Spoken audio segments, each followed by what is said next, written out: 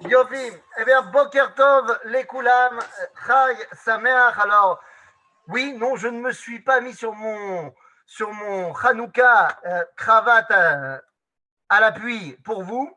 Je reviens d'une Brit Mila, mais en même temps, c'est tellement l'ambiance de Hanouka, la Brit Mila, que bon, bah, on est en plein dedans. David, c'est moi qui dois admettre toutes les personnes qui rentrent dans le cours? Non, je m'en occupe pas. Ah, d'accord. Ok. Alors, c'est parti. Boker Tov, Chag Sameach à tout le monde. Je vais vous dire tout de suite, je suis très heureux que les responsables de cette journée m'aient demandé de ne pas faire un cours de Torah.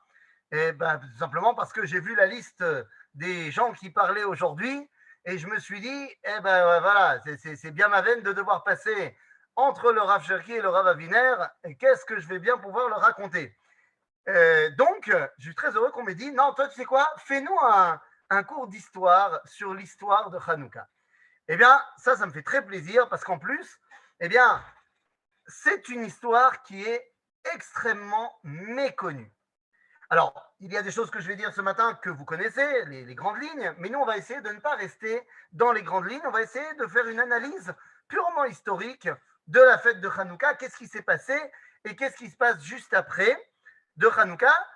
Ça ne sera donc pas à proprement parler un cours de Torah, mais ça sera véritablement un cours d'histoire. Alors, quand on parle de Hanouka, eh bien évidemment, il faut un tout petit peu, pour introduire Hanouka, eh bien revenir à l'époque de l'arrivée des Grecs dans la région en Eretz Israël. Alors, la période avant Hanouka, je vais aller assez rapidement, mais c'est quand même important de s'en rappeler un tout petit peu. Alors, nous sommes en moins 333, et moins 332, voilà, l'homme chanet, lorsque Alexandre le Grand va arriver en Eretz Israël. Vous connaissez déjà l'histoire que lorsqu'il arrive devant les portes de Jérusalem, grand stress complet pour toutes les personnes qui sont dans la ville, car jusqu'à maintenant, à chaque fois qu'une ville fortifiée s'est tenue devant Alexandre, il n'y avait plus de ville après Alexandre. Donc tout le monde a peur de ce qui va se passer. Il est là avec toute son armée, près de 40-50 000 hommes qui attendent devant les portes de Jérusalem. Ils n'attendent que l'ordre d'Alexandre de fondre sur la ville. À ce moment-là, le responsable du peuple juif de l'époque s'appelle Shimon Hatzadik, c'est le Kohen Gadol, c'est également, on va dire, le dirigeant, pas politique, mais on va dire le dirigeant, le leader du peuple juif. N'oubliez pas qu'à ce moment-là, nous étions sous domination perse, donc il n'y avait pas de véritable dirigeant politique. Il n'y avait à ce moment-là plus véritablement de pacha, c'est-à-dire de gouverneur des Juifs sous domination grecque. Shimon Hatzadik est le représentant des Juifs. Il sort à la rencontre d'Alexandre en habit de Kohen Gadol. C'est interdit. On n'a pas le droit de sortir du Beth Amikdash avec ses habits de Kohen et encore moins de Kohen Gadol. Mais il le fait car il sent que c'est non seulement Pikuach Nefesh, mais qu'il semble que l'avenir du monde se joue maintenant. Et la sot lachem eferu toratecha. Shimon Hatzadik sort au devant d'Alexandre. Et là, la surprise générale, eh bien vous le savez, vous connaissez l'histoire, Alexandre, non content de ne pas le tuer, va descendre de son cheval Boussifal et va se prosterner lui-même, roi du monde, devant Shimon Hatzadik. Ces généraux ne comprendront pas. Et donc, mais qu'est-ce qui se passe? Eh bien, à ce moment-là, il leur dit, eh bien, depuis qu'on est parti de Grèce, à chaque fois que nous sommes à la veille d'un combat, eh bien, je vois une silhouette m'apparaître en rêve qui me bénit et me dit que nous allons gagner grâce à ses prières. Et tout d'un coup, je me rends compte que c'est lui.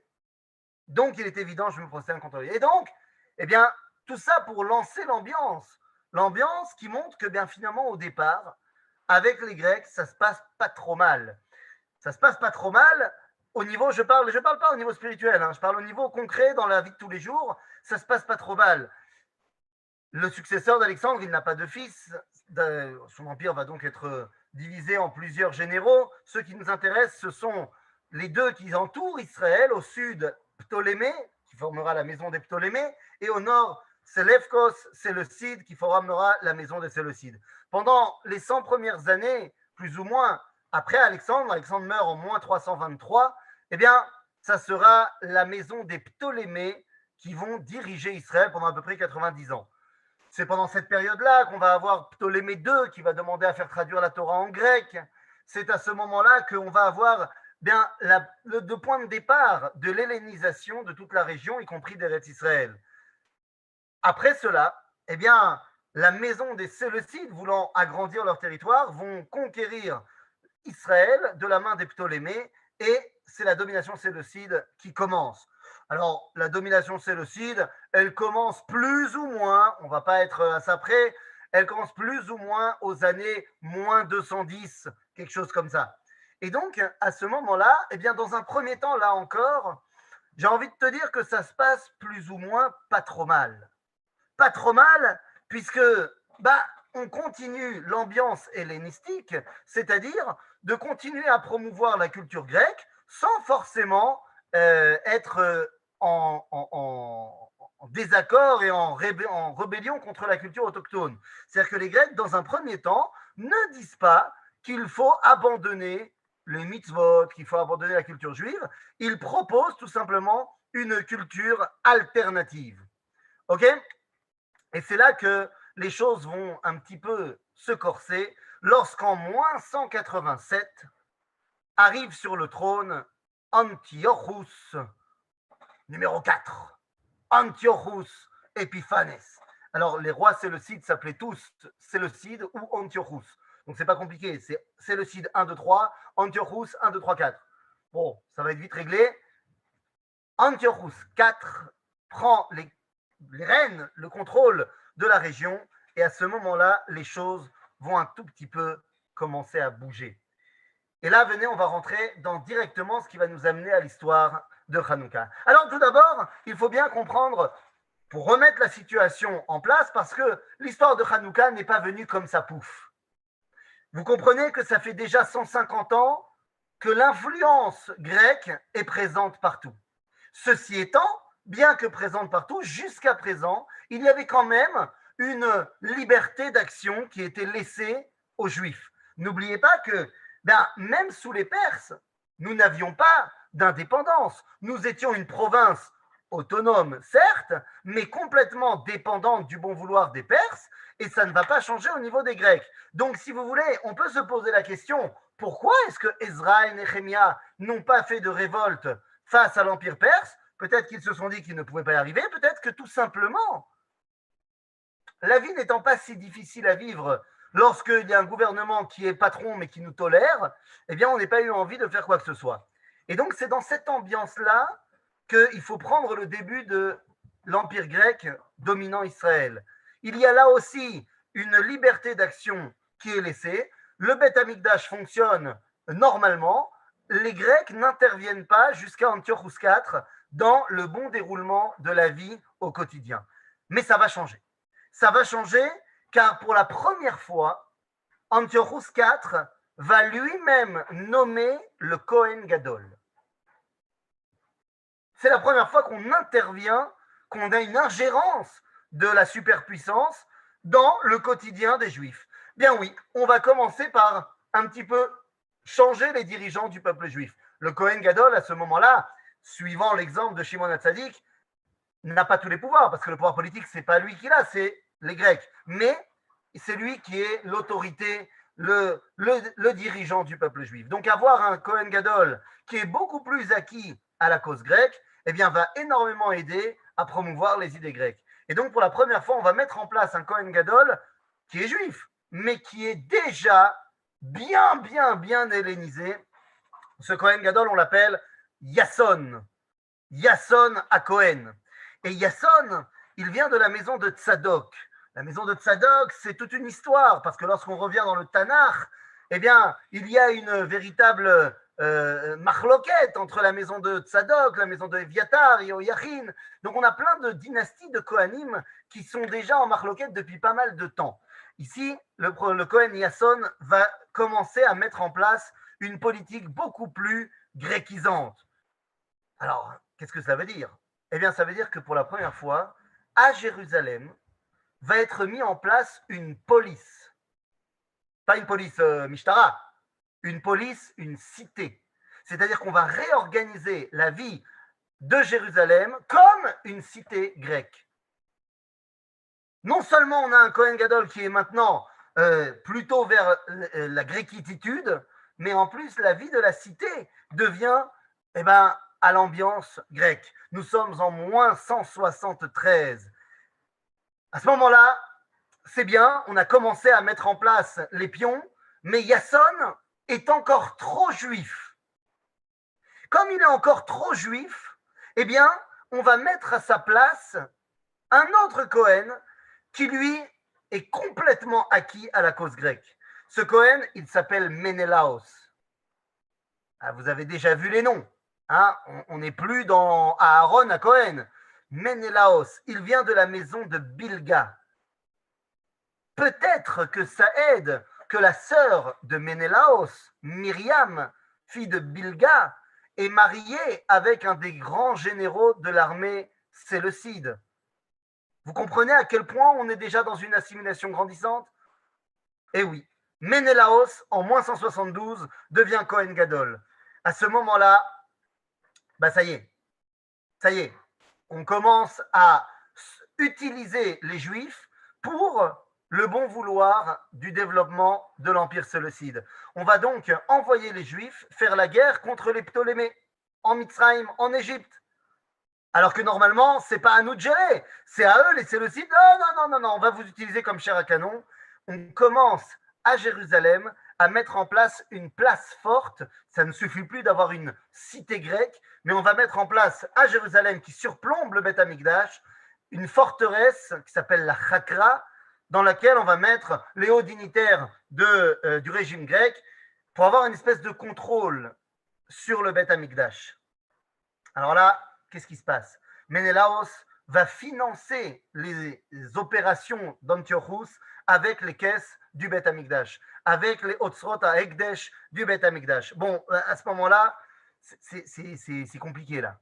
Là, ça devient compliqué parce qu'il y a une ingérence complète d'Antiochus dans la vie concrète, mais ça ne s'arrêtera pas là. À partir de ce moment-là, Antiochus se dit que c'est le moment parce que se met en place ce qu'on va appeler plus tard la judéophobia, ou alors en français judéophobie, ou alors en français l'antisémitisme, eh bien on va commencer à le mettre en place. Antiochus, nous sommes en moins 168, décide de mettre en place une série de décrets antisémites. Le premier d'entre eux, on arrête Avodat Hamikdash. Ensuite, eh bien, il est interdit de respecter le Shabbat, vous le savez. Ensuite, il est interdit de faire la Brit Mila, vous le savez. Il est interdit de faire Rosh Chodesh, vous le savez, et d'étudier la Torah orale. Mais en plus de ça, il y a une obligation de construire dans toutes les régions d'Israël des bamot, c'est-à-dire des autels pour l'idolâtrie, et d'y sacrifier d'Afka des cochons. C'est le nouvel ordre mondial, si vous voulez, qui se met en place à Jérusalem. On va même nommer un homme qui est Mashgiach HaElilim. Il est comme on dit en français, Mashgiach, le responsable des dieux. Le responsable, il se balade dans tout Israël pour voir que les choses se font bien comme il faut. Cet homme, il s'appelle Héliodorus. En latin, Héliodorus et Héliodoros en grec. Eh bien, Héliodoros, c'est le fameux personnage qui va arriver dans la ville de Modi'in avec sa statue de Zeus et son cochon en disant « Celui qui sacrifiera le cochon à Zeus sera couvert d'or ». Et c'est là, à ce moment-là, que vous connaissez l'histoire que Matityahu habite à Modi'in et ne laisse pas les choses se passer comme il se doit. Mais ça, j'y reviendrai dans quelques minutes. Que faire face à cette nouvelle situation, les amis? Eh bien, face à cette nouvelle situation qui se met en place, et nous sommes en moins 167, il y a 5 façons de réagir. 5 façons de réagir face à la nouvelle situation. Tout d'abord, c'est la façon de la majorité. On appelle ça Shitouf Peoula, des collabos, des mityavnim. Vous savez, dans Alanissim, on dit Me'atim mul rabim, qu'on a été peu nombreux et qu'on a battu beaucoup. Alors c'est évidemment vrai sur le champ de bataille, mais c'est aussi vrai dans la vie de tous les jours. Les Juifs qui étaient hellénisés étaient beaucoup plus nombreux que les Juifs qui gardaient la tradition d'Israël. Et ça, il faut le savoir, que dans la guerre qui va nous opposer aux Grecs, il y a une guerre qui se fait sur le champ de bataille entre les armées grecques et les armées de Yehuda, mais il y a également une guerre qui se fait dans les rues au sein de la population. Et il y a beaucoup de juifs mitiavnim qui vont mourir. Les amis, c'est la première façon de réagir, Shatef Peoula, comme cette fameuse Myriam Bat Bilga qui se marie avec un général grec. Il y a une deuxième chita, c'est la chita de Myriam Bat Tanchum. Myriam Bat Tanchum, elle est plus connue sous un autre nom, Chana. Chana et ses 7 enfants, qu'on va retrouver dans le livre des Maccabim numéro 4, chapitre 20, Sefer Arba. Myriam Bat Tanchum, Chana et Shivat Banea, c'est une autre façon de réagir en disant Kiddush Hashem. Je suis prêt à mourir pour ma foi et je ne suis pas prêt à aucun prix à devenir grec. C'est une autre façon de faire. C'est ceux qui vont donner naissance aux, ce qu'on appelle en hébreu les Edim, ce que les Grecs vont commencer à appeler martyros, c'est-à-dire les martyrs qui sont prêts à mourir pour leur identité. C'est l'histoire de Chana et Shivat Banea. C'est également à ce moment-là que les rabbanim vont commencer à parler de manière officielle, pas que ça n'existait pas avant, mais on n'en parlait pas trop. C'est à ce moment-là qu'on va commencer à parler de la notion de Ishaharut HaNefesh, de Chaya HaNetzach, de la vie éternelle, que la vie ne s'arrête pas après la mort, mais que la Neshama continue, et ainsi de suite. Encore une fois, c'est vrai déjà depuis toujours, mais on n'en parlait pas. Et maintenant, on commence à en parler dans le monde des rabbanim parce que, eh bien, de plus en plus de gens sont prêts à mourir pour leur émouna. La moindre des choses, c'est de leur dire officiellement que la mort n'est que une virgule dans leur histoire, n'est pas la fin du film. Donc ça, c'est la deuxième façon de réagir, Kiddush Hashem. Il y a une troisième façon de réagir, à savoir, on subit, mais on espère en des jours meilleurs. C'est l'écrasante majorité de ceux qui vont suivre les rabbins. À savoir, on n'aime pas ce qui se passe, on n'est pas du tout content, on n'a pas envie de devenir grec, on essaye de rester juif autant que possible, on subit, on se cache, et on attend que Be'ezrat Hashem, comme disent les Français, avec l'aide de Be'ezrat Hashem, eh bien, on arrive à des jours meilleurs. Il y a une quatrième façon de réagir, elle est quand même assez rare, c'est la fuite. On essaye de ne pas cacher, pas comme on raconte aux enfants que les enfants ils étudient la Torah et ensuite ils mettaient leur sevivonyme. Non, moi je te parle des gens qui sont partis dans les montagnes, dans le désert, dans les grottes de Judée, qui ont essayé de se cacher complètement pour ne pas du tout avoir affaire aux Grecs. Mais c'est reste très très minoritaire. Et il y a la cinquième façon de réagir, c'est la façon la plus connue, c'est le Mered, la révolte contre les Grecs, parce que ça y est, on n'en peut plus. Et c'est la chita de nos amis Maccabim. Alors les amis, concentrons-nous là-dessus, puisque c'est ça qui nous intéresse. Alors, je sais que vous êtes tous des tzadikim, talmidei chachamim. J'ai posé une question à mon fils. J'ai posé une question à mon fils au début de Hanouka, et je lui ai dit que je ne l'aiderais pas à trouver la réponse. Qu'il avait toute la semaine pour trouver la réponse. Après, peut-être que vous n'êtes pas baigné de culture de comics, comme je l'ai été dans mon enfance. Je lui ai demandé quel était le lien entre Yehuda Maccabi et les Avengers. Eh oui, il faut savoir intéresser les enfants. Qu'est-ce que tu veux que je te dise? Donc, quel est le lien entre Yehuda Maccabi et les Avengers? Eh bien, la réponse est très simple, les amis. Yehuda Maccabi n'était pas inscrit à la Coupat Cholim Maccabi. Pourquoi je vous dis ça? Eh bien, parce que la Coupat Cholim Maccabi s'écrit avec un kaf, alors que Yehuda Maccabi s'écrit avec un kouf. Ça sera plus tard qu'on va appeler à Maccabi avec un kaf, Mikamocha Ba'el Imachem. À la base, c'est un kouf, parce que Maccabi, ça vient du mot Makevet.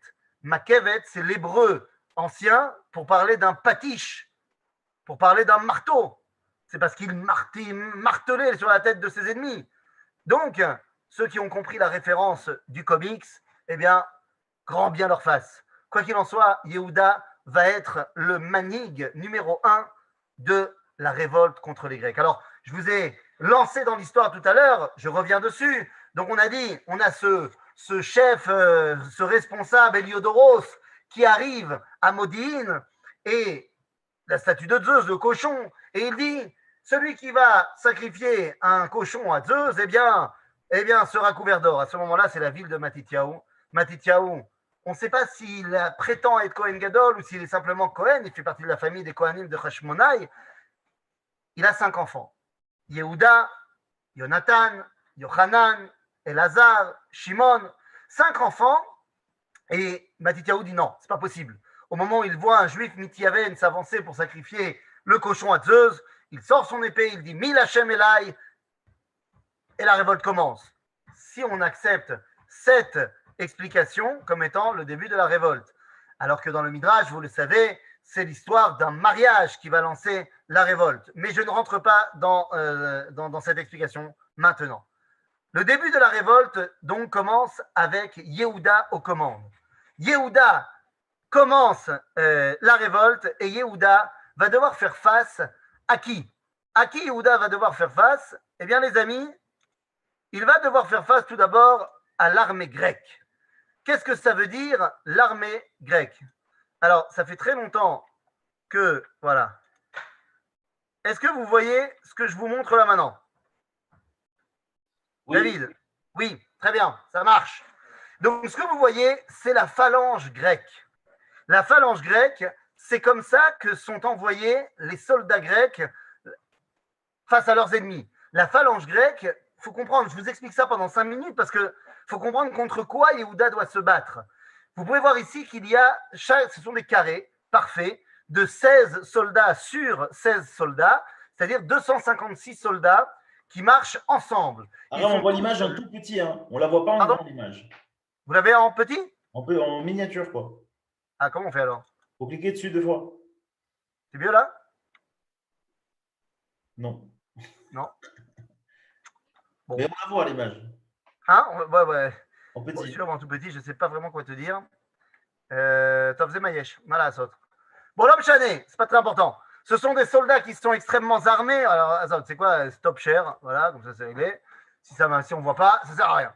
Bekitsour, ce sont des soldats extrêmement entraînés. Ce sont des carrés qui avancent avec un bouclier chacun sur le bras gauche et également une sarisse de 7 mètres de long qui forme un bouclier en l'air, en avant, de côté. Enfin, on fait face à une armée extrêmement entraînée, extrêmement prête. Les archers grecs ont des armes qui sont beaucoup plus efficaces que les archers de Yehuda à Maccabi.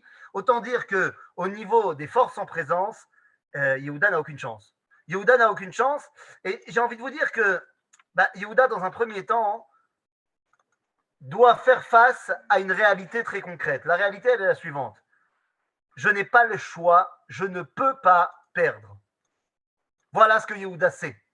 Et donc, lorsqu'il commence le Méred, vous comprenez bien qu'Antiochus, qui habite à Antioche, là-bas en Syrie actuelle, il entend parler d'un mec qui se révolte, voilà, ça va être vite réglé. Il envoie son général Apollonius et avec 2000 hommes, il vient calmer Yehuda.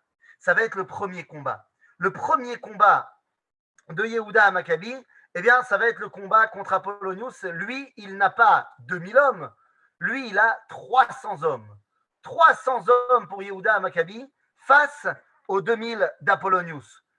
Comment faire? Comment Yehuda va-t-il son ennemi? Eh bien là encore, il s'agit non pas, alors évidemment Rabotai, qu'il s'agit de l'aide d'Akadosh Baruch Hu, mais il ne s'agit pas simplement de quelqu'un qui se dit, tiens, on va compter sur Akadosh Baruch Hu et puis on n'en parle plus. Non, ça ne se passe pas comme ça. Le premier combat de Yehuda les amène exactement où il veut. Il les amène à Maale Bet Levona. Maale Levona, entre Ophra et Shiloh, c'est une haute colline qu'il va falloir monter. Et Yehuda sait très bien que lorsque les soldats seront arrivés en haut, ils seront crevés. Lui, il les attend. Il les attend et il a divisé ses 300 hommes en 70, 130 et 100. 70 qui vont tout d'un coup surgir devant leurs ennemis pour arrêter les premières lignes. Et il en a placé 130 qui vont débarquer à leur gauche et 100 qui vont débarquer à leur droite. Lorsque la force grecque arrive et tout d'un coup voit 70 mecs qui leur tirent dessus à bout portant, tout le monde s'arrête. À ce moment-là, Yehuda lève le drapeau, les 130 de gauche se lèvent, commencent à attaquer. L'ordre est donné chez les Grecs de se tourner à 90 degrés pour attaquer les 130. c'est à ce moment-là que Yehuda, aux commandes des 100 qui sont de l'autre côté, leur fonde par derrière. Leur instrument de guerre leur empêche d'être très mobiles et Yehuda peut les attaquer par derrière. Mais ça ne suffira pas. Yehuda seul prend toute l'armée, les 2000, à revers, rentre, pénètre dans les rangs, arrive à découvrir où est Apollonius et le tue. Une fois que le chef est mis hors d'état de nuire, les Grecs ne savent plus comment avancer. Ils s'enfuient et c'est la victoire de Yehuda contre Apollonius.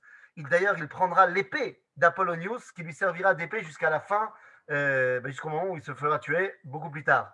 Et donc, c'est une grande victoire. Yehuda vient de gagner son premier combat contre les Grecs. Nous sommes en moins 166, le premier combat de Yehuda. C'est génial. Bon, à ce moment-là, Antiochus comprend que finalement, on va avoir affaire à du plus sérieux que ce qui était prévu. Il envoie donc, pour son deuxième combat, il envoie un autre général, un général bien connu, puisque eh bien, le général en question, vous l'avez certainement déjà entendu parler de lui, il va s'appeler, le deuxième, il s'appelle Séron. Séron est le deuxième général grec qui, cette fois, n'est pas à la tête de 2000 hommes, mais il est à la tête de 10 000 hommes. Il est à la tête de 10 000 hommes, et alors là, ça va être le combat de Beth-Horon. Dans le combat de Beth-Horon, les amis, c'est le deuxième combat. Yehuda n'est plus à la tête de 300 hommes, il est à la tête de 800 hommes face à 10 000. Comment va-t-il réussir, cette fois-ci, à battre les 10 000 hommes? Ça paraît complètement absurde, ça paraît complètement invraisemblable. Comment va-t-il réussir? Eh bien là encore, Maalé Beth-Horon, c'est le terrain qui va gagner. Le seul avantage de Yehuda, c'est qu'il connaît le terrain mieux que personne. Maalé Beth-Horon, c'est une colline, c'est pas seulement une petite colline comme à Beth-Levona, c'est une colline. Et en plus, le chemin est très très serré. Ce qui fait que la phalange grecque ne pourra pas passer. Ils seront obligés de passer, pas un par un, mais de manière complètement désorganisée, ce qui va permettre de les attaquer sur tous les côtés, et là aussi d'avoir une grande victoire. D'ailleurs, entre parenthèses, je ne sais pas si vous avez passé votre code de la route.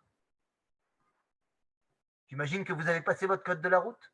Qu'est-ce qui se passe d'après le code de la route si jamais il y a une rue qui monte comme ça, et qu'il y a une voiture qui descend et une voiture qui monte? Qui a la priorité? Hein? Celui qui descend. Celui qui monte. Naron, celui qui monte. D'où ça vient? De la Mishnah. Alors, je ne sais pas si le code de la route a appris la Mishnah, mais dans la Mishnah, on nous dit, si jamais il y a deux agalotes qui arrivent Bemaalé Beth-Horon et il n'y a pas de place pour les deux, alors on laissera passer celle qui monte d'abord et seulement après celle qui descend. Donc Beth-Horon, c'est une route quand même très très serrée, ce qui va permettre à Yehuda d'avoir une énorme victoire. Une victoire qui est d'ailleurs assez incompréhensible parce que lorsqu'il commence à les attaquer et qu'il commence seulement à tuer quelques dizaines de personnes, Séron a peur et s'enfuit. Et donc le deuxième combat de Beth-Horon va être gagné parce que très rapidement, les Grecs vont s'enfuir. Bon, à ce moment-là, ça suffit. Ça suffit. Les Hashmonaïm commencent à prendre la grosse tête. Résultat des courses, eh bien, Antiochus va dire, c'est plus, ça y est, on ne peut plus laisser comme ça. Pour le troisième combat, on va envoyer cette fois un général aguerri. On va envoyer Gorgias. Gorgias pour le troisième combat. Cette fois, il est à la tête de 40 000 hommes, voire 50 000 hommes, ça dépend des sources. Mais l'homme est chané. À ce moment-là, Yehuda vient avec 3 000 hommes. Et il commence à faire des discours. Mais regardez dans Sefer HaMakkabim, c'est absolument incroyable. Sefer HaMakkabim nous donne les discours de Yehuda avant les combats, mais c'est le plus grand discours de Emouna que vous avez jamais vu. À ce moment-là, il arrive à Emmaüs, à côté de la Troune. Et c'est là que va avoir lieu le troisième combat. Comment faire pour, avec 3 000 hommes, vaincre les 40, 50 000 hommes de Gorgias? Gorgias s'est dit, je vais surprendre Yehuda. Il détache 5 000 hommes pour les surprendre dans leur camp à eux la veille des combats, pendant la nuit. Mais sauf que Yehuda est au courant de l'histoire. Il a des espions qui ont montré les mouvements de troupes de Gorgias. Il va donc dire à tous ces hommes de laisser le camp tel quel, feu allumé, tente en place, et de partir. Résultat des courses, eh bien, les 5 000 hommes vont penser que ça y est, les Maccabines les ont vus arriver il y a 5 minutes et ils se sont enfuis. Et ils ont tout laissé sur place. Et donc ils se disent, eh ben, ils sont juste à côté. Nous allons les poursuivre dans les montagnes. Gorgias a laissé donc s'échapper les 5000 plus valeureux guerriers qu'il avait. Et ils sont partis poursuivre une chimère. Pourquoi une chimère? Eh bien parce que pas du tout. Yehuda est tout simplement parti de l'autre côté pour surprendre le camp de Gorgias à l'aube lorsqu'ils ne sont absolument pas prêts au combat et il va remporter une victoire éclatante là-bas à Emmaüs. Les amis, une fois qu'on a gagné le 3e combat, eh ben, on ne sait plus trop quoi faire. On envoie un autre général qui s'appelle Lysias, et c'est le combat de Betsour, le 4e combat, mais là aussi, c'est une victoire incroyable de Yehuda Maccabi, à savoir, il faut quand même le noter, même si on s'en fiche un petit peu, à ce moment-là, le roi grec n'est plus Antiochus IV. Il a été détrôné par Antiochus V, mais bon, ça ne nous intéresse pas vraiment à ce niveau-là.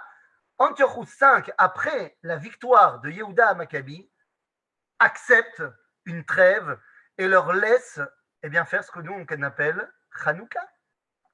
À savoir, ça y est, Hanouka Tamizbeach, les Grecs ont besoin d'une trêve, ils n'en peuvent plus, très bien, Yala, Shichur Amigdash, Hanouka, nous sommes en moins 164, tout le monde est content, Oh Zegmor, Veshir Mizmor, Hanouka Tamizbeach, blablabla. Sauf que ne croyez pas que la guerre s'arrête là. Absolument pas. Les combats de Hanouka ne sont absolument pas terminés et ça va reprendre. Ça va reprendre juste après. Juste après, ça va reprendre parce qu'à un moment donné, vous êtes gentils, mais les Grecs, quand ils se sont refait une petite santé, ils disent bon bah c'est pas tout, mais on va quand même pas les laisser, comme ça. Et donc ils reviennent et ils renvoient Lysias. Et cette fois, Lysias sait contre qui il se bat. Et ça va être le combat de Beth Zecharia. Il ne fait pas les erreurs tactiques de ses prédécesseurs. Et dans le combat de Beth Zecharia, eh bien, ça va être la première grande victoire, les amis, des Grecs. Première grande victoire des Grecs, dans laquelle ça va être un combat énorme à Beth Zecharia. C'est la première fois que les Grecs vont faire rentrer les éléphants de guerre dans les combats. D'ailleurs, c'est là qu'on verra l'un des frères de Yehuda qui s'appelle Elazar, qui était Osek, d'après le Sefer HaMaccabim, Osek Belehamit et Apilim, de s'occuper des éléphants. Il a été tué par un de ces éléphants, et c'est pour ça que dans le Gush Etzion, vous avez un village qui s'appelle Elazar.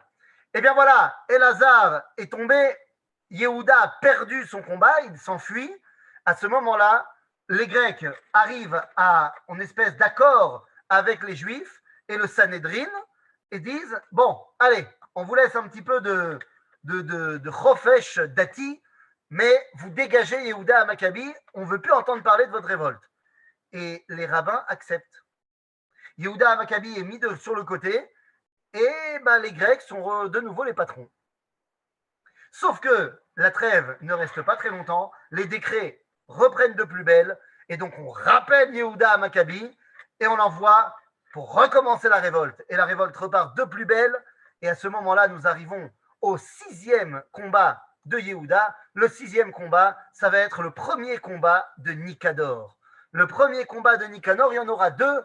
Le combat de Nicanor, combat à Kfar Shlomo, et un combat qui s'appelle le combat à Hadasha. Mais les deux combats de Nicanor vont être des victoires absolument éclatantes de Yehuda à Maccabi. Des victoires éclatantes qui laissent à penser qu'à ce moment-là, eh bien, on ne peut plus rien faire face à Yehuda à Maccabi. Laissons tomber. Mais non.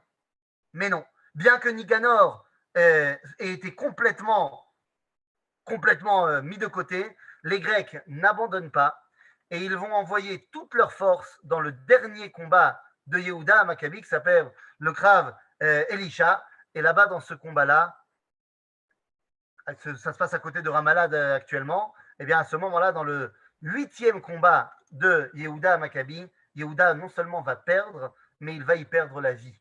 Nous sommes en moins 160, Yehuda à Maccabi, après 8 ans, depuis moins 167 jusqu'à fin moins 160, Yehuda meurt, mais ce n'est pas la fin. Et non, ce n'est pas la fin, parce que après Yehuda est tombé, Elazar est tombé, c'est Jonathan qui prend le contrôle des Maccabim. Dans un premier temps, il s'enfuit en Midbar Yehuda pour continuer la révolte de loin, mais la révolte continue. La révolte continue et les Grecs ne savent plus quoi faire. Ils ne savent plus quoi faire, si bien que pendant 7 ans, Jonathan va faire des attaques éclairs contre les Grecs. Ils n'en peuvent plus, ces Grecs. Et donc, à un moment donné, ils décident de faire une vraie trêve signée avec Jonathan. En le mettant, lui, Cohen Gadol, tout ira bien. Très bien, Jonathan est un stratège. Il a réussi à amener les Grecs exactement où il voulait. Il est maintenant Cohen Gadol, il est le chef politique plus ou moins des Juifs, et il pense que c'est bon. Sauf que c'était mal connaître la maison des Séleucides. Ils font venir un stratège pas moins émérite qui s'appelle Tryphon. Alors pas Tryphon tournesol, hein, Tryphon tout court. Et ce Tryphon, eh bien, va inviter Jonathan à des pourparlers. Nous sommes en moins 152. Il l'invite à des pourparlers, seulement alors que tous ces hommes à Jonathan lui disent de ne pas y aller, il y va quand même et il se fera tuer là-bas, en traître évidemment, c'était un piège, il se fera tuer complètement là-bas. À ce moment-là, eh bien, il ne reste plus que 2 des frères des Maccabim, des Hashmonaïm encore en vie, il y a Yochanan et il y a Shimon. C'est Shimon qui prendra la tête de la famille Hashmonaïte, mais surtout du peuple juif, et c'est Shimon qui continuera pendant encore 11 ans les combats contre les Grecs. Oui, les amis, il faudra attendre l'année moins 142 pour arriver à la fin des combats contre les Grecs, lorsque Shimon réussira à faire dégager le dernier Grec d'Eretz Israël. La révolte de Hanouka, les amis, n'a pas duré 3 ans, elle a duré 25 ans. 25 ans. Et finalement, Shimon, à ce moment-là, il devient le patron.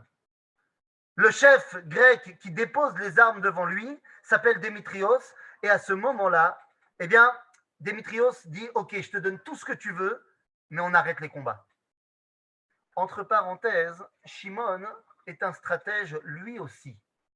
Et Shimon, il a très bien compris que jusqu'à présent, on a réussi à les avoir un petit peu à l'usure. On a fait des guerres, des guérillas. Mais si on veut pouvoir les dégager, il faut qu'on ait un appui extérieur.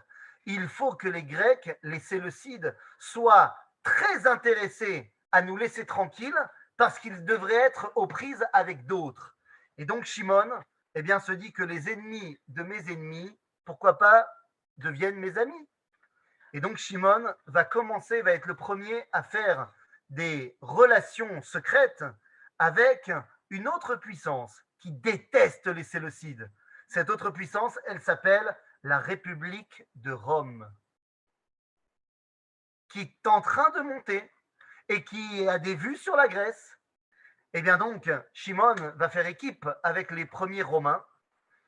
Ils ne vont pas faire venir des légionnaires, ils ne vont pas l'aider militairement, mais ils vont l'aider en attaquant Antioche par l'ouest. Et donc, eh bien, les Séleucides ont besoin de ramener leur armée. Et donc, ils sont tout à fait d'accord de donner à Shimon tout ce qu'il veut. Donc, qu'est-ce qui se passe à ce moment-là? En moins 142, Shimon, c'est le patron. C'est le patron, ça veut dire que non seulement il est le Kohen Gadol, en plus, il est Nessi Israël. Alors, il ne s'appelle pas encore Melech, il n'est pas encore roi, mais il est le président des Juifs, si vous voulez. Et les Grecs ne sont plus là, ça y est. On a gagné la guerre de Hanouka. Bon, c'est bien, c'est cool, mais le problème, c'est qu'à partir de ce moment-là, eh bien, les Romains disent et rappellent à Shimon que n'oublie pas que tu nous en dois une. Et ils vont quand même toujours avoir un œil sur la région à partir de ce moment-là. Mais bon, on peut dire qu'à ce moment-là, la guerre de Hanouka est terminée. Oui, la guerre de Hanouka est terminée, mais nous n'avons pas encore véritablement repris la pleine possession de la terre d'Israël. Pour cela, il va falloir que la maison des Hashmonaïm, eh bien, devienne véritablement une maison souveraine. Ça se fera sur la génération d'après Shimon. Et oui, Beth Hashmonaï est aux manettes, c'est très bien, mais n'oublions pas une chose. Nous sommes en moins 142. Rappelez-vous qu'Alexandre le Grand est arrivé en moins 333. Ça fait près de 200 ans que la culture grecque est là. Bien qu'on ait fait la révolte contre les Grecs, bien qu'on les ait dégagés, vous croyez quand même pas que l'influence grecque n'est pas présente partout. elle est présente partout.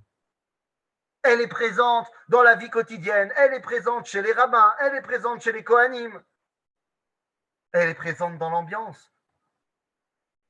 À ce moment-là, eh bien, on commence à voir rentrer dans la loi juive des notions grecques. Par exemple, l'assemblée des rabbins va s'appeler le Sanhédrin. J'ai parlé du mot Sanhédrin avant, mais c'est parce que j'utilise avec le mot qu'on utilise. Avant, ça ne s'appelait pas Sanhédrin. Sanhédrin, c'est un mot grec. De la même façon, la ficomane, qu'on mange à Pessah, c'est un mot grec. La Grèce et son idéologie est présente partout. Les Hashmonaïm sont petit à petit également investis de l'hellénisation. Les amis, c'est pas très compliqué. Il y a on va dire un curseur qui peut nous permettre de voir à quel point nous subissons ou acceptons, l'obéchané, l'influence d'une autre culture. Et je ne rentre pas dans le débat, j'ai vu que je sais que ça a été un débat en France il y a quelques mois, mais la notion du prénom, du nom de la personne, c'est-à-dire que lorsque j'ai un fils, j'ai une fille, et que je vais décider de le nommer, vous savez que dans le judaïsme, Shem, ça veut dire Matara. D'ailleurs, en français, on dit je fais ça au nom d'eux. Les Shem Shamaim. Un nom, ça révèle effectivement ce que j'ai envie de faire passer dans l'identité de mon fils, ça révèle quel rôle j'ai envie de lui donner. Si je l'appelle Moshe, quand je me suis la fille de Pharaon, eh bien c'est tout à fait normal, car Moshe, c'est un mot égyptien. Donc la fille de Pharaon donne un nom égyptien à son fils. C'est tout à fait normal. Moshe voulant dire, ça veut dire quoi en égyptien? Ça veut dire fils. Ça correspond à ce que dit le verset. Il a été pour elle un fils, elle l'a appelé Moshe, mon fils. C'est de l'égyptien, donné par une femme égyptienne, c'est tout à fait normal. Lorsque moi, j'appelle mon fils par un nom juif, par exemple, mon fils s'appelle Uriah Tzvi, eh bien, c'est un nom directement lié du Tanakh. Lorsque je décide d'appeler mon fils, enfin, pas moi, mais lorsque mes grands-parents décident d'appeler mon père Éric Paul, eh bien, c'est parce que, un, ils aimaient le nom Éric, parce que, deux, ils n'avaient pas vraiment le choix puisqu'il fallait un nom qui était dans le calendrier chrétien, dans le calendrier de la République, jusqu'en 1900, si je ne me trompe pas, je crois que c'était 93, c'était dans la loi qu'il fallait être, enfin je ne sais pas exactement, je dis peut-être des bêtises en termes de date, mais à l'époque de mes grands-parents, c'était la loi. Mais pourquoi le nom Paul? Eh bien parce qu'ils veulent appeler mon père Paltiel.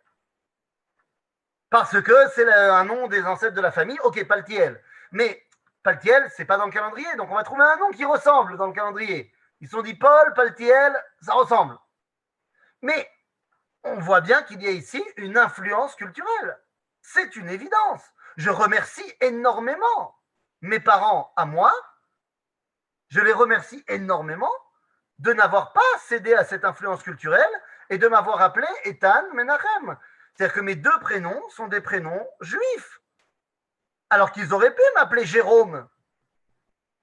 J'ai rien contre les Jérômes, hein, évidemment. Mais vous comprenez que c'est marqueur d'une identité. Pourquoi je vous dis tout cela? Eh bien parce qu'à ce moment-là, eh bien dès le fils de Shimon à Hashmonaïm, eh bien on va voir que dans la dynastie des Hashmonaïm, les noms commencent à changer. Eh oui, le fils de Shimon va s'appeler Yochanan, ça c'est de chez nous, Urkanus.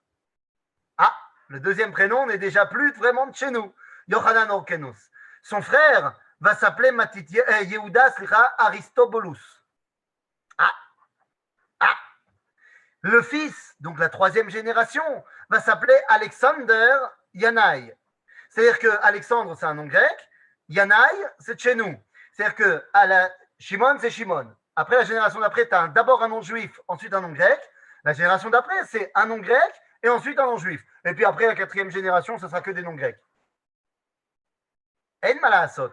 Maintenant, qu'est-ce qui se passe au moment où Yochanan Urkanus prend le pouvoir? C'est lui qui devient le premier roi Hashmonaï. Et il va également faire énormément de conquêtes.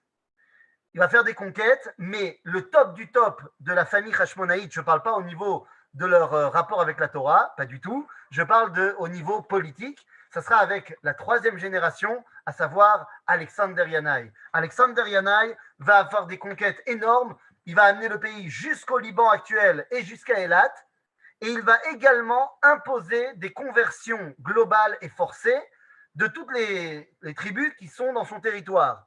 Résultat des courses, eh bien, dans le Negev actuel, habitait à l'époque un peuple qui s'appelait les Édoméens de Édom, descendants de Édom et savent ce que tu veux, et il va les convertir de force. Ça va être important, on ne va pas en parler aujourd'hui. Ceux qui suivent mes cours sur ma chaîne YouTube sur l'histoire du deuxième temple, on en parlera la semaine prochaine, mais ça va avoir son importance parce qu'un des Édoméens convertis de force s'appelle Hérode. Mais ça, on y reviendra dans un autre cours. Quoi qu'il en soit, eh bien, les conquêtes et les conversions sont mises en place, mais Alexander Yanaï change également complètement de fusil d'épaule par rapport à la Torah, puisque pour la première fois, il est le roi d'Israël et il décide, il est également le Kohen Gadol, bien sûr, et il décide d'être tzduki. Car depuis quelques années, l'école des Sadducéens, menée par le Kohen Tzadok et Baitos, qui étaient des élèves de Antigonos Ichsocho, oui, je vous balance plein de noms comme ça, eh bien, commence à voir le jour. La vision des Tzedukim, qu'on dit en français des Sadducéens, eh bien, rejette la Torah orale. Alexander Yanaï adopte le régime des Sadducéens. Sa femme, par contre, elle est tzadika. Sa femme, elle reste prouchite, elle reste fidèle au rabbin. Peut-être que ça joue que le frère de la reine, qui s'appelle Shlom Tzion Alexandra, eh bien, peut-être que ça joue que son frère n'est autre que Shimon ben Shattach, le Nassi à Sanhedrin. Bon, les repas de famille devaient être sympathiques. Entre Shimon ben Shattach, Nassi à Sanhedrin, chef des Prouchim, Alexander Yanaï, Kohen Gadol, roi et chef des Tzdukim, ça devait être sympathique les repas de famille. Quoi qu'il en soit, à ce moment-là, Alexander Yanaï commence à faire massacrer les rabbins qui ne pensent pas comme lui.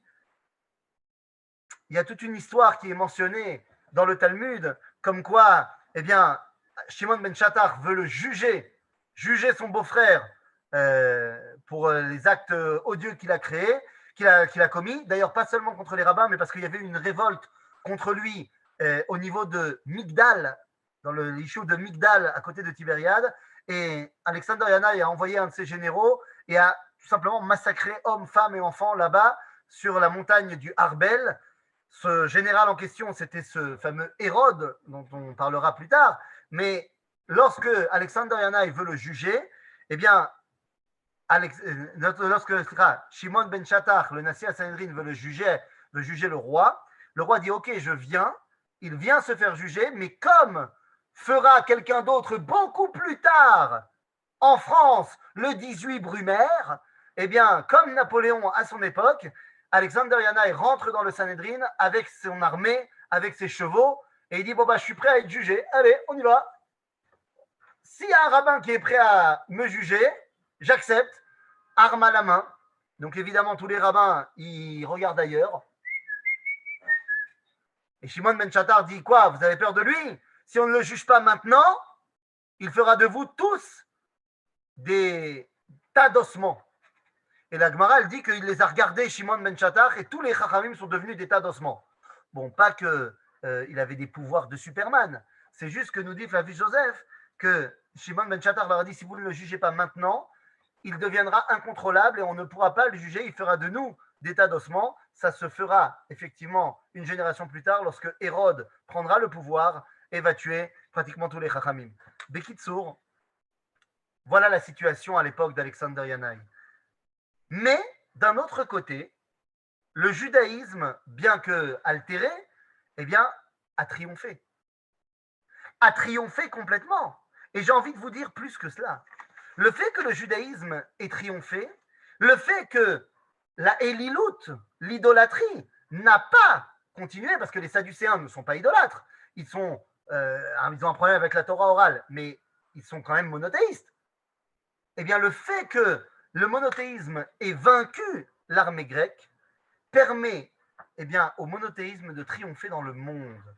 Le fait qu'aujourd'hui, la majorité du monde est monothéiste, comme ci ou comme ça. On ne va pas rentrer dans le débat sur le christianisme, qui est une idolâtrie quand même, mais qui est quand même beaucoup plus proche du monothéisme que ce qu'il y avait avant. Eh bien, c'est grâce à la victoire des Hashmonaïm. Nous sommes à ce moment-là de l'histoire en l'an moins 67. En l'an moins 67, eh bien, la reine régente, puisque Alexander Yana est mort, c'est la reine régente Shlom Tzion Alexandra qui a pris le contrôle du pays. On a dit que c'était une tzadika. En moins 67, elle meurt. Elle meurt et à ce moment-là, eh bien, le royaume rentre entre les mains de ses deux enfants. Elle en a deux, un qui s'appelle Aristobulus II et l'autre s'appelle Hyrcanus II. L'un a été nommé roi d'Israël, il s'appelle Aristobulus, l'autre est Kohen Gadol, c'est Hyrcanus. Tout est censé marcher comme il faut, mais le problème, c'est que les deux ont des appétits énormes. Aristobulus, qui est roi, veut être également Kohen Gadol. Hyrcanus, qui est Kohen Gadol, veut être également le roi. Et donc, eh ben, ils décident de se faire la guéguerre, tous les deux, entre frères. Bon, comme ils n'ont pas tous les, ni l'un ni l'autre, une armée très importante, eh bien, les deux ont une idée de génie. Tu parles. Ils envoient une lettre à l'homme qui est l'homme puissant du moment. Nous sommes en moins 63. Ils envoient tous les deux, ils ne sont pas concertés, mais ils envoient tous les deux une lettre à un homme qui est stationné en Syrie, qui a débarrassé toute la Méditerranée des pirates, qui vient de faire une guerre terrible contre les Parthes à l'est et les a explosés. Il est l'homme fort de la région. Il s'appelle Pompeius Magnus, Pompée le Grand de Rome. Les deux frères juifs lui envoient une lettre en lui disant « Écoute Pompée, j'ai un problème avec mon frère, tu ne voudrais pas venir m'aider s'il te plaît ?» Pompée qui veut un silence dans la région pour continuer ses conquêtes, eh bien, arrive à Jérusalem et grâce à notre invitation, Rome entre en Israël. Mais l'histoire de Rome en Israël, ce n'est plus l'histoire de Hanouka, c'est une autre histoire que nous étudierons à un autre moment. Chag Sameach Lekulam. Ah, attends, mort. Et j'ai oublié de terminer, j'avais prévu de terminer quand même par une phrase de folie, parce que c'est vrai que la fin de l'histoire de Hanouka, tel que je viens de vous le dire, n'est pas super rose-rose, mais je voudrais quand même qu'on se rappelle, parce que c'est quand même Hanouka, et que donc c'est pas la peine de voir tout de manière négative. Donc je voudrais simplement terminer en vous citant une phrase de Shimon Hashmonaï, lorsqu'il termine, on a dit, la guerre de Hanouka en moins 142, et que les Grecs lui disent « mais ça se fait pas ce que tu as fait », eh bien, Shimon répond cette phrase, et je termine là-dessus. Il dit Lo eretz nochria lakachnu, velo be rechush nochri machalnu. Nous n'avons pas pris possession d'une terre appartenant à d'autres. Nous ne sommes pas emparés des biens d'autrui. Ki im nachalat avotenu, asher beyad. C'est-à-dire, nous avons repris la terre de nos ancêtres. Et lorsque nous avons eu la possibilité, eh bien, nous sommes réinstallés dans notre patrie ancestrale. Lorsque le moment s'est présenté, nous sommes retournés sur la terre de nos ancêtres. Voilà les amis, c'était un petit survol historique des années Hanouka. En fait, nous venons de passer 100 ans d'histoire, depuis moins 167 jusqu'à moins 63. Voilà pour ce qui est de l'histoire de Hanouka.